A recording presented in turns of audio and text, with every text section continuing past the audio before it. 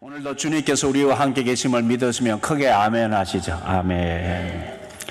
여러분, 우리 감리교회 창시자 존 웨슬리는 오늘 주님께서 말씀해 주신 이 마태복음 5장부터 7장까지 설교를 했는데 산상수훈이라고 한단 말이에요. 산상수훈은 산 위에서 주님께서 보석과 같은 말씀을 해 주셨다 해서 이름하여 우리가 산상수훈이라고 이름을 지은 거예요.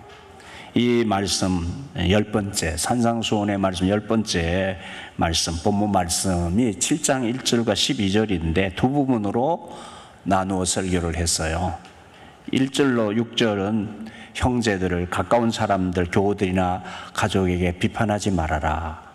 너 자신 먼저 돌아보고, 또 권면을 받거나 우리가 형제로부터 어떤 나에 대한 이야기를 들으면 또 거기에 대해서 어떻게 반응해야 되는지에 대한 말씀을 지난 2주 전에 제가 드렸어요. 이제 이어서 그 말씀에 이어서 두 번째 부분이 되는 것이 오늘 본문이 두 번째 말씀을 전합니다. 여러분, 우리 인간은 타락한 본성 중에 하나가 우리 자신이 누군가로부터 나의 어떤 모습이나 행동에 대해서 칭찬을 받으면 너무 좋아. 그렇죠? 아니야. 하여튼 우리는 그냥 칭찬에 목말라 있어가지고 나를 칭찬해주면 그냥 기분이 업돼가지고 날아갈 것 같아. 그런데 나에 대해서 비난을 하거나 혹은 비판을 받는다든지 좀 이렇게 지적을 받고 내가 좀 잘못하고 있다, 고쳐야 된다라는 이야기를 하면은 굉장히 기분이 상해요. 성향이 막 마음이 상하다 못해. 그냥 그 사람하고 말해준 사람이 믿고 나를 어떻게 알고 나를 그렇게 평가하느냐 뭐 이러면서 이제 갈등하게 되고 마음이 어려지고 그렇죠. 발끈하게 되어지고 그런 반응을 하는 것이 우리의 모습입니다. 대부분 그렇게 반응하거든요. 그래서 마음이 어려워지고 관계가 망가지는 그런 상황에 이르게 됩니다. 그래서 낙담도 하고 관계를 끊기도 하고 아예 사람과의 관계를 멀리하고 혼자 사는 생활을 선택하기도 합니다. 텔레비전 방송 프로그램 중에 하나 자연인이라고 하는 프로그램 아시죠? 많이들 보시죠? 자연인들이 대부분이 보면은 세상에서 열심히 살다가 지쳐가지고 아이고 자 혼자 조용히 살고 싶어 이래가지고 들어간 거예요. 관계를 다 끊고 그게 마음이 편하다는 거죠. 이해는 됩니다만은 우리가 그렇다고 다 산에 들어가서 혼자 살 수는 없잖아요. 다 산에 가서 혼자 사는 것이 하나님의 뜻도 아니고요. 우리는 관계를 가지고 그렇게 살아가도록 하나님이 지으셨는데 혼자 산다고 다 좋은 거냐? 산에서 산다고 다 좋은 것도 아니거든요. 자, 이런 우리들의 모습을 두고 주님께서 이 산상수훈을 통해 말씀해 주시는 하늘 백성으로서의 하늘 가족의 삶, 이 신앙 공동체의 삶을, 나와 너의 삶을 어떻게 복음 안에서 만들어 가야 되냐, 또 우리 이웃과 주변 사람들과의 관계를 복음 안에서 하나님 안에서 어떻게 만들어 가게 되는지를 말씀해 주신 거예요. 이에 대해서 존 웨슬리는 이 주님의 말씀을 어떻게 전했는지 오늘 우리의 삶의 자리에서 생각해보고 우리가 다시 적용을 좀 해보려고 합니다. 자, 사랑의 거룩을 이루어 나가는 길에서의 세 번째 장애물이 있고 그것을 극복하는 길이 있다라는 이야기를 웨슬리는 이 말씀을 통해서 하고 있습니다. 이게 무슨 얘기냐면 지금 지난 첫 번째 부분의 설교에서 이 관계의 어려움, 비판하고 비판하지 말아라, 또 형제가 나에 대해서 어떤 말을 할 때는 우리가 또 마음이 어려워져서 잘 받아들이지도 못하고 그러는 상황에서 어떻게 우리가 이런 장애물들을 극복해야 되느냐 하는 이야기를 했단 말이에요. 자, 그래서 그것은 단순한 어떤 권면뿐만 아니라 복음을 전할 때도 마찬가지다. 다른 사람들이 길을 막고 우리의 복음 전하는 거 예수님에 대해서 비난하고 비판하고 받아들이지 않는다. 그런 때에 너무 신경 쓰지 말고 그 복음 진주를 돼지에게 던지지 않는 것이 마땅하다. 네, 이 우리의 그 소중한 가치, 복음이나 또 내가 형제에 대해서 좋은 말을 해주는 그 모든 좋은 것들이 짓밟히지 않도록, 훼손당하지 않도록 지혜롭게 해라. 이 말씀을 해주셔서. 그런데 우리가 또 복음을 전하다거나 혹은 우리가 이렇게 형제에 대해서 선의를 가지고 말을 하는데 안 들어. 반대로 공격을 해와. 그럴 때 어떡하냐. 그렇다고 지금 돌이켜 여러분을 물어뜯는 사람들에 대해서 완전히 낙담할 필요는 없습니다. 여러분의 주장과 설득이 통하지 않더라도 여전히 유효한 다른 치료법이 있습니다. 그 치료법이 뭐냐? 그것은 기도입니다. 다른 사람들을 위한 것이든 여러분 자신의 영혼을 위한 것이든 관계없이 구하십시오. 주어질 것입니다. 찾으십시오. 찾게 될 것입니다. 두드리십시오. 열릴 것입니다. 기도를 무시하는 것이 거룩함에 이르는 것을 방해하는 세 번째 커다란 장애물입니다. 그러니까 무엇보다도 우리가 형제에 대해서 비판을 하지 않게 되는 생활이나 혹은 선의의 좋은 말을 해준다거나 혹은 복음을 전함에 있어서 반대에 부딪히거나 할 때도 문제는 내 마음이 어려워지는 게 문제란 말이에요. 내 마음이 힘들고 어려울 때 또 그 관계가 잘못되어서 관계가 어긋날 때에 이것을 두고 오늘 본문 말씀과 웨슬리는 연결시켜서 얘기하는 거예요.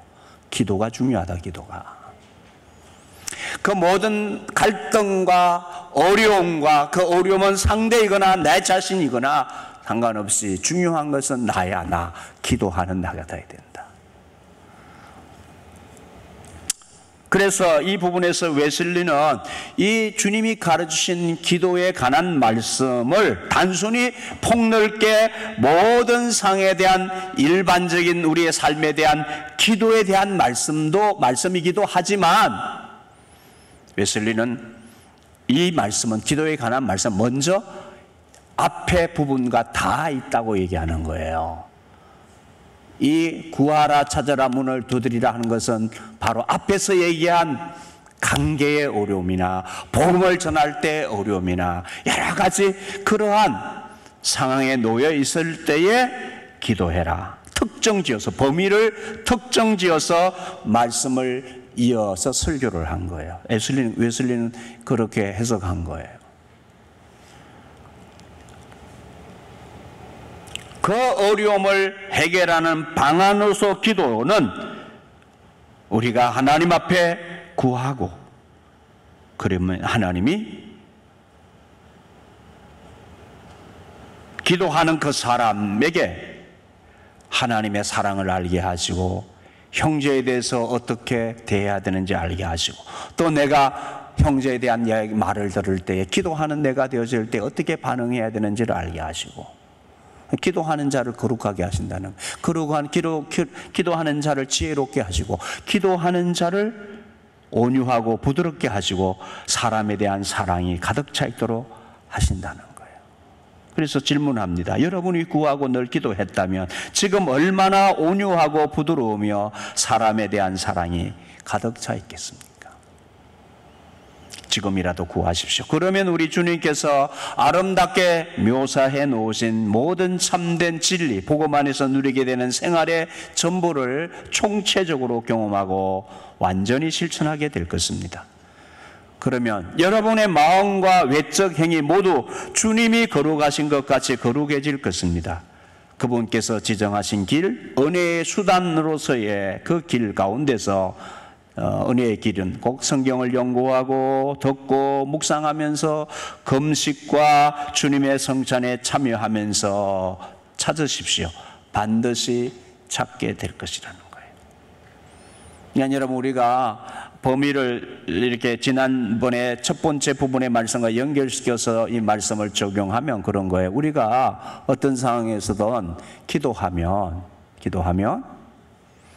그 어려움의 관계가 좋은 관계로 하나님께서 풀어질 수 있도록 지혜를 주시고 사랑을 주신다는 거예요. 아멘? 사랑을 주시고 권면을 해도 기도하고 지혜롭게 하라고 그랬잖아요. 복음을 받아들이지 않는 자들을 위해서도 기도하고, 기도하면 하나님이 들어주시는데 그 들어주시는 길이 여러 가지로 하나님께서 먼저 우리 자신을 지혜롭게 하시고 우리 자신을 거룩하게 하시고 우리 자신을 사랑의 사람으로 만들어서 하나님은 또 수많은 일을 하셔서 결국은 그 기도에 선한 응답의 역사가 있다는 것을 말씀하시는 거예요. 값진 진주를, 세상을 이기는 믿음을, 세상이 줄 수 없는 평화를, 여러분이 받을 하늘 영광의 그 유업의 보증금이 되는 사랑을 찾게 될 것입니다. 기도와 그분이 지정하신 다른 방편 안에서 쉬지 말고 두드리십시오. 지치지 마십시오. 관역에 목표에 이를 때까지 밀어붙이십시오. 마다하시지 못하게 주님이 우리의 기도를 마다하지 못하시도록 기도하십시오. 주님이 예수님 말씀하신 얘기 있죠? 응답될 때까지 귀찮게 해서라도 기도해서 응답을 받으라 그 말이에요. 하나님이 귀찮아하실 정도로 마다하지 못하시게 기도해라. 그분이 복 주실 때까지 그분을 놓아 보내지 말아라. 야곱이 그렇게 기도했잖아요. 하나님, 나에게 복 안 주시면, 내 이 문제 해결해 주시지 않으시면 내가 당신을 넣지 않겠나이다. 야복강 나루에서 그렇게 붙들고 기도한 것처럼 결론이 날 때까지 기도를 쉬지 말아라. 기도해라. 여러분, 사실은 우리의 기도가 항상 이렇게 늘 그냥 피상적으로 머물고, 우리의 기도가 하나님 앞에 사생결단하는 그런 마음으로 기도하는 게 아니에요. 그냥 설쩍설쩍 그죠. 어려움이 있으면, 문제 해결해야 될 것이 있으면 밤새라도 하나님 옷자락 붙들고 하나님 앞에 매달려 기도하라 그 말이에요. 하나님이 거절하지 못하시도록 기도하라. 이거 기도 응답 안 해주시면 죽겠구나 이렇게 될 정도로 기도하라 그 말이에요. 에?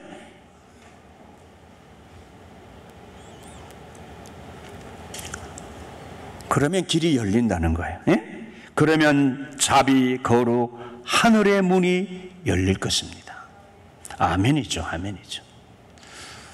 우리 주님께서는 구하는 이마다 받을 것이요 라고 말씀하셨습니다. 8절 따라서 누구나 복을 받게 됩니다. 찾느니, 저 모든 찾는 사람은 하나님의 사랑과 형상을 찾아낼 것입니다. 그러니까 이 세상의 모든 사람들도요, 이 기도의 내용이 범위가 확대되면은 하나님 모르는 사람도 정말 하나님 찾고 싶으면 하나님 찾게 해달라고, 내가 하나님을 알 수 있게 해달라고 기도하면 하나님 만난다는 거예요. 그때 말만 하나님 어디 있으시냐고 하면서 하나님 정말 찾고 싶으면은 하나님을 간절히 찾아라. 그러면 하나님이 보이신다는 거예요. 아멘 할 줄도 몰라. 예? 아멘 하시려니까 아멘을 간절히 찾으면 하나님 보이신다고요. 하나님 보이게 증거를 보여주신다는 거죠. 모든 하나님을 찾는 사람은 하나님의 사랑과 형상을 찾아낼 것입니다. 또한 두드리니 즉 두드리는 모든 사람에게는 의의 문이 열릴 것입니다. 의의 문, 나를 어렵게 하고 나를 새롭게 하는 하나님을 만나서 새 인생이 되어지는 의의 문이 열릴 것입니다. 따라서 어느 누구도 자신이 구하고 찾고 두드리는 것이 헛된 일인 것처럼 생각하여 낙심할 필요가 없습니다. 이런 권면에 대한 불신을 제거하기 위해서 주님은 말씀하십니다. 그러니까 기도에 대한, 기도 응답에 대한 불신이 있다 그 말이에요. 사람들 가운데는. 그들에 대해서 주님이 말씀하신 것을 다시 확인합니다. 너희 중에 누가 아들이 떡을 달라 하는데 뱀을 줄 사람이 있겠느냐? 너희가 악한 부모라도 자식에게는 좋은 것으로 줄 줄 알거든.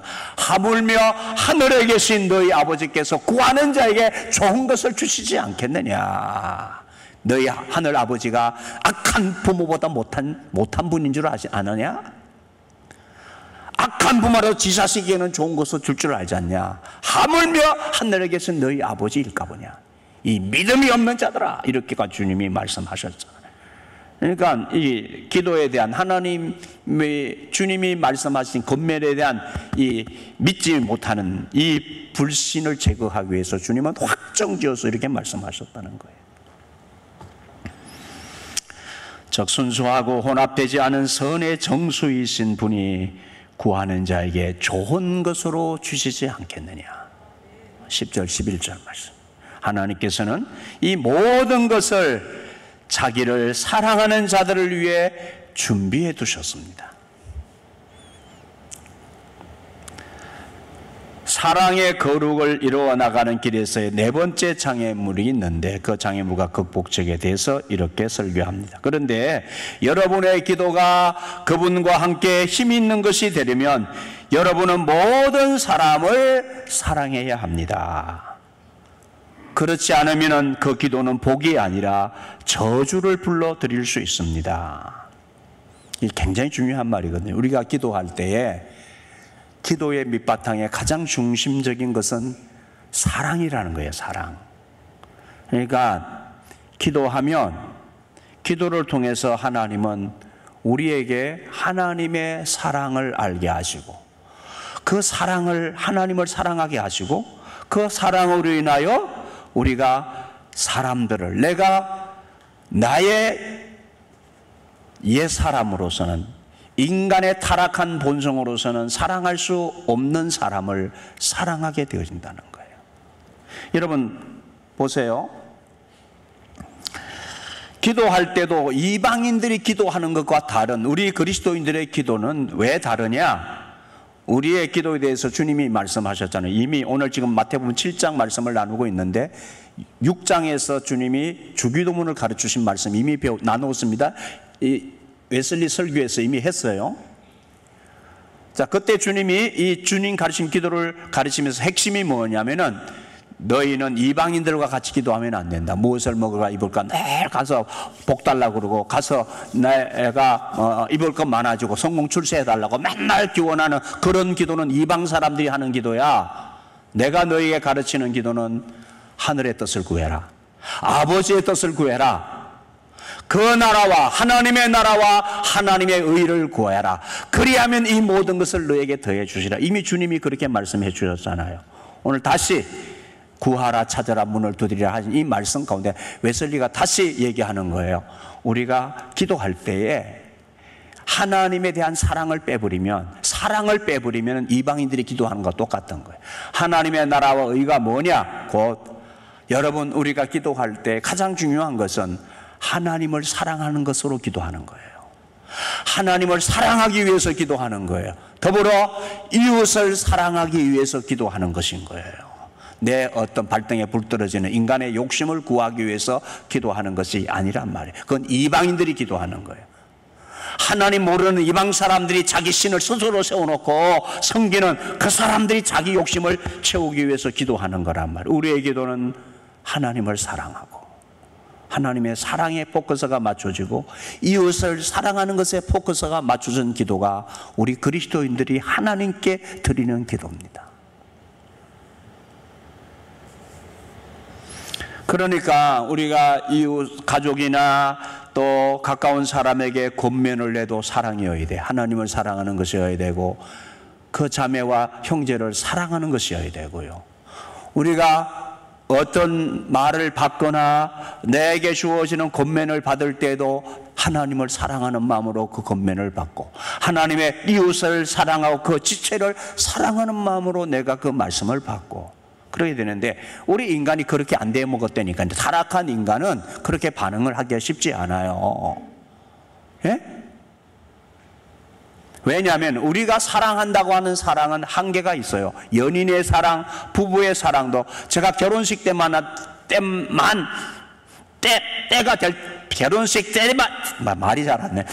결혼식 하는 부부에게 결혼식 때마다 제가 얘기한다고요. 너희들이 하는 사랑은 부분적인 사랑이야. 그거 완전한 사랑 아니야.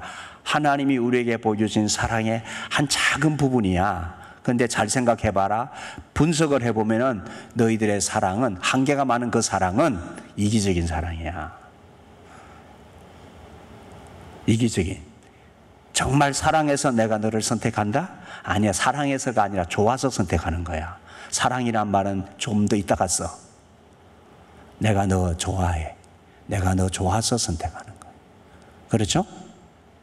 좋았다는 얘기는 너가 마음에 들고 너에게 너가 가지고 있는 그 모든 것을 내가 좋아하기 때문에 내가 너를 좋아하는 거야. 근데 그 좋아하는 것이 이제 문제가 생기기 시작하면 헤어지잖아요. 헤어지기도 하고. 근데 좋았다는 얘기는 내가 너를 필요로 해서 선택하는 거야. 내가 너를 필요로 해서 선택하는 거야. 그건 진짜 사랑 아니에요. 하나님의 사랑은 우리가 좋기도 하시지만 하나님 우리에게 보여주신 사랑은 하나님 당신 자신을 내어주시는 사랑이잖아요. 오늘 우리 인규 형제가 엄마하고 예배를 드리는데 엄마가 너무 좋아하는 모습이 그게 뭘까요? 그게 모든 자식에게 다 희생하고 좋은 것을 다 내어줘도 자식이 부모의 마음 알아차리고 부모를 기쁘시게 하고 부모와 함께 마음을 나누고 공유하면서 이 하나님을 섬기는 예배의 자리에 아들이 앉아 있는 것 자체가 너무 좋은 거야. 세상을 다 주어도 너무 좋은 거야. 예? 이제 사랑을 그래서 배워가는 거란 말이에요. 연애하고 결혼해서도 사랑을 배워가는 것이지, 하나님의 사랑을 배워가는 것이지 사랑해서 결혼하는 거 아니에요. 그거 알아야 돼요. 좋아해서 내가 너를 필요로 해서 이기심으로 내가 너를 선택한 거 보니까 우리는 사랑으로 포장을 하는 거야. 왜? 자존심이 있으니까 난 너 사랑해 이렇게 해가지고 서로 그거를 아니까 포장을 해서 결혼할 뿐인 거예요. 그래서 결혼해서도 그게 속으면 안 돼. 잘 분석해서 아하, 하나님의 사랑이 아니면 우리는 참 사랑을 할 수 없는 존재구나 하는 것을 알아야 돼. 그래서 하나님을 알아야 돼요. 하나님을 알아야 진짜 사랑을 배우고 그 사랑을 해갈 수 있는, 타락한 인간의 본성 속에서 이기심으로 만난 그 부부가, 그 가정이 단단하게 서갈 수 있는 그러한 역사가 시작되어지는 거예요.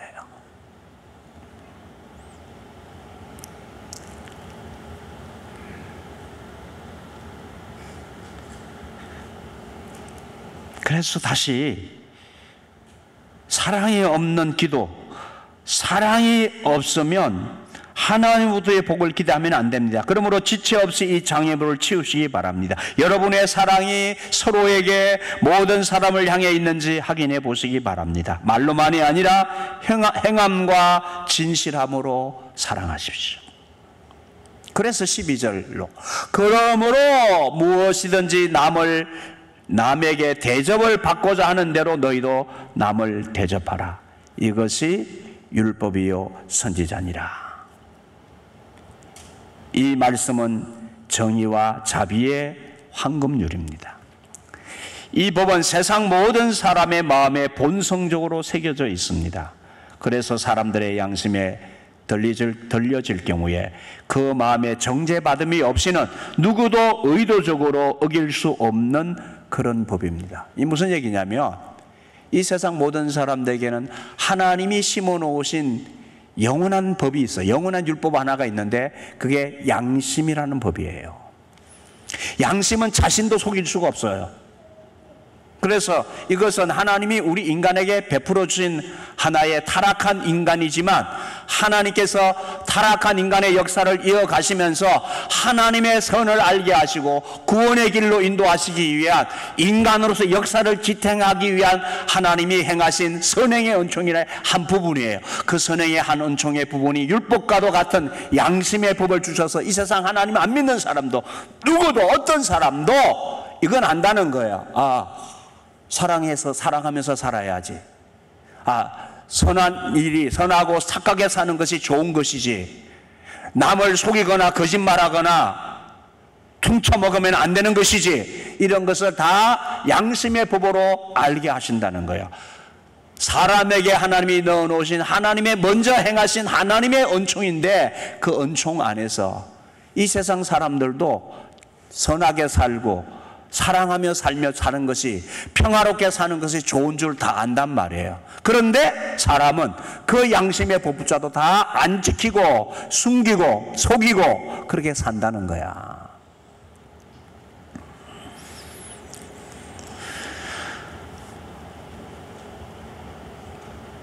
그래서 오늘 말씀의 끝부분에서 하나님을 사랑하고 이웃을 사랑하되 내가 받고자 하는 대로 남을 대접하고 그렇게 기도해라. 그렇게 기도하면 하나님이 주신다. 이것이 율법과 선지자니라 이렇게 말씀하셨어요. 온 인류에게 주신 법, 선지자를 통해 주신 법이 무엇이든 그 모든 것은 이 몇 마디 짧은 지침 안에 요약되어 있습니다. 이 말씀은 주님이 이 땅에 세우시려고 하는 바로 그 기독교 신앙의 전부를 담고 있다고 할 수 있습니다. 자, 그러면 이 말이 무슨 얘기냐면 이 황금률이 얼마나 중요한데 이것이 하나님의 모든 말씀을 담고 있는 것이다. 그래서 예수님이 말씀하셨잖아요. 모든 주님이 하신 말씀의 강령은 단 두 가지다. 하나는 내 하나님을 내 인생 존재 전부를 다하여 사랑하는 것이고, 둘째도 이와 같으니 내 이웃을 너의 몸처럼 사랑하는 것이다. 이것이 율법이요 강령이다. 하나님 말씀을 축약하면 짜서 진행으로 나면 딱 두 가지야. 주 너의 하나님 네 존재를 다하여 사랑해라. 두 번째는 이와 같으니 내 이웃을 내 몸처럼 사랑해라. 그렇게 살 때의 기도가, 하나님의 기도가, 그런 자의 기도가 왜 하나님이 안 들으시겠느냐? 그런 자의 기도를 하나님이 반드시 들어주신다. 그 말씀이죠. 그래서 이 황금률의 구체적 적용점에서 두 가지 의미를 얘기하고 있습니다. 소극적 의미와 적극적 의미를 웨슬리는 이렇게 말했습니다. 이 말씀은 적극적인 의미와 소극적인 의미를 내포하고 있습니다. 소극적 의미에서 이 말씀의 뜻은 이렇습니다. 다른 사람들이 내게 하지 않았으면 하는 것을 너도 하지 말아라. 이게 소극적 의미라는 거예요. 어려운 말 아니죠? 다른 사람이 내게 하지 않았으면 하는 것은 너는 말로도 행위로도 하지 마라. 그게 이 황금률의 소극적 의미예요. 그런데 우리는 내가 하지 말아서 다른 사람이 나에게 하지 말았으면 하는 것을 나는 실컷 해. 또 잘해. 얼마나 잘하는지 몰라.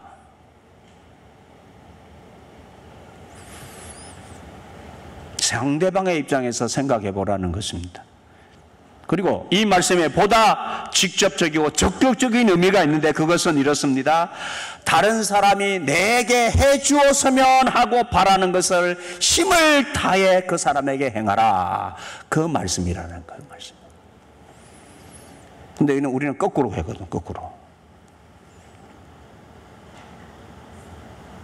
다른 사람이 나에게 해줬으면 하는 것은 안 하고, 다른 사람이 해주지 말았으면 하는 것은 내가 하고, 이렇게 바꾸어서 생활을 하고 살아가고 있다고 말이에요. 사랑의 거룩을 이루어나기 위한 터가 있다. 이웃 사랑이 거룩함을 이루는 삶이다. 거룩이 뭐냐? 이웃을 사랑하는 것이다. 이 황금률을 가능하게 하는 것이 있다. 아는데 세상 사람도 알고 양심도 알고 우리가 인간으로서의 도리로도 사랑해야 되고 이웃을 대접하고 살아야 되는 건 너무 잘 아는데, 그런데 안 된단 말이에요. 안 돼. 한계가 너무도 뚜렷해. 왜 안 되느냐? 안 되기 때문에 되게 하는 길을 웨슬리가 이렇게 말합니다. 이것을 가능하게 하는 것은 주 예수를 믿는 거라는 것이에요. 이 황금률은 순수하고 참된 도덕입니다. 이대로 행하십시오. 그러면 여러분이 살 것입니다. 그러나 기억하십시오. 누구든지 먼저 하나님을 사랑하지 않으면 이웃을 자기 자신처럼 사랑할 수 없다는 거예요. 따라서 이복을 따라 걸을 수도 없고 실제로 그렇게 걸은 사람도 없습니다. 그리고 누구든지 먼저 그리스도를 믿지 않으면 그분의 피로 대속함을 얻지 못하고 자신의 영과 더불어 자기가 하나님의 자녀라고 말씀해 주시는 성령의 증거가 그 안에 없다면 하나님을 사랑할 수 없습니다. 하나님 사랑할 수 없으니까 이웃을 내 몸처럼 사랑할 수 없어요. 그러나 바로 그게 뭐예요? 그런 존재가 타락한 인간의 존재인 거예요. 타락한 인간의 본성은 절대로 사람을 내 몸 다해서 사랑할 수가 없어요. 왜? 타락한 인간의 존재는 타락한 자아 중심으로 움직이니까 자기를 위해서 다른 사람이 죽어주는 것을 원하지 내가 다른 사람을 위해서 희생하고 죽는 것을 타락한 자아는 원치 않아요. 그러나 우리는 예수를 믿으면 그리스도 안에서 새롭게 태어나는 새 피조물이 되어지며 하나님의 사랑을 받은 걸 알잖아요. 하나님의 사랑으로 영원한 생명 얻고 하나님의 사랑을 받은 자임을 알기 때문에 하나님의 사랑을 받고 경험한 자는 그 사랑을 배워서 비로소 사랑할 수 없는 사람까지 사랑하게 되어지는 역사가 일어나는 거예요. 그게 복음이야. 그래서 예수 새 생명, 예수 믿어야 거듭나야만 하나님의 사랑을 경험하게 되고 사람을 사랑하게 되어지는 거예요.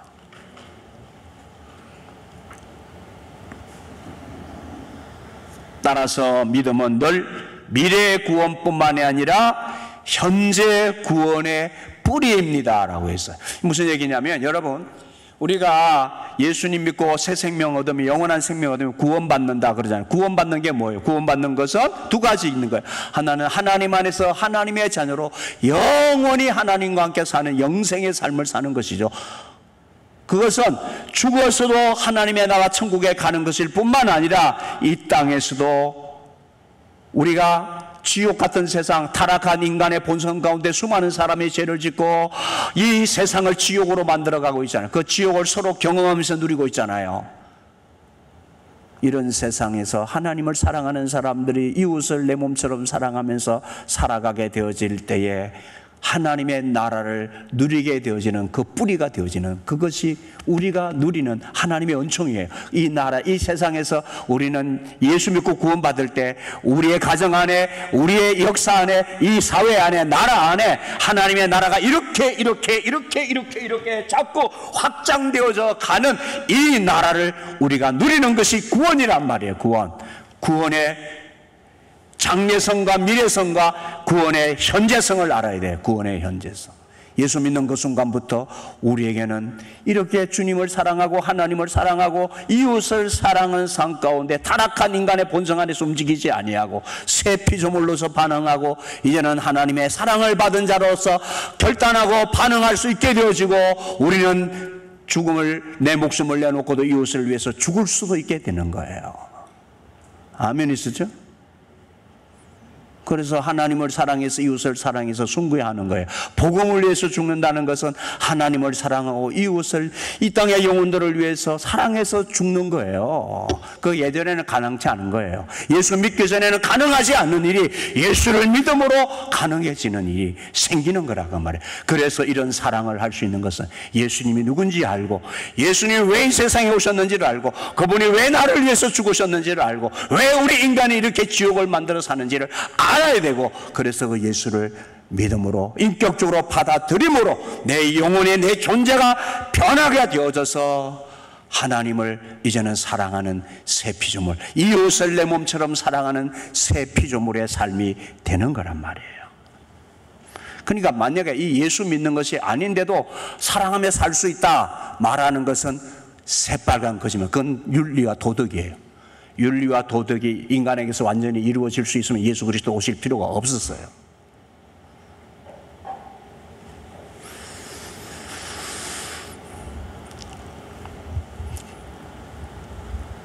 우리는 항상 모든 죄인에게 이렇게 선포해야 합니다. 주 예수를 믿어라. 그리하면 구원을 받으리라. 구원의 두 가지 얘기했습니다. 지금 그리고 영원히 이 땅에서 그리고 하늘에서 구원을 받게 될 것입니다. 주 예수 그리스도를 믿으십시오.